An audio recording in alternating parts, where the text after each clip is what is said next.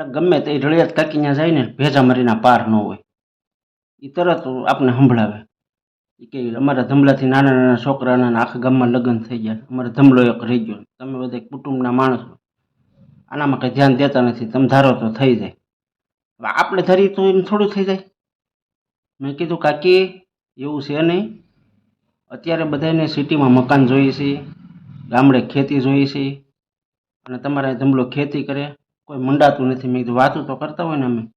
મને કહે તો હું એ બધાને થાપણાની છોકરીઓ રાખવી છે? મેં કીધું થાપણાની કોઈને ન રાખી હોય કાકી. મેં કીધું થાપણાની થોડી રાખી હોય. મેં કીધું તમારે, મેં કીધું 2 વર્ષ પહેલાં આપણે પરભીબેનના જોણ હાલતું હતું તો એ તમે જ કીધું બરાબર કે ભાઈ ખેતીવાડીવાળું કોઈ જોણ હોય તો લઈને ન આવતા, અમારી દીકરીના ફોરેનથી માગ આવે છે છોકરીને, એ કે અમારે ગામડે દેવાની થતી નથી, કીધું તું તમે? તો મને કહે તો ભણેલી ગણેલી હતી ને. મેં કીધું અટાણે છોકરી બધી ભણેલી ગણેલી છે, બધી બહાર પાસ તો હોય જ. મેં કીધું તો મને કે તારે એ કે કરી નથી દેવું એટલે આવા બધા બાના આવડે છે. નકર ઓલો કાળિયાની હાળી છે એ કે એ ધમલાનું બેસી જાય એમ જ છે હારે.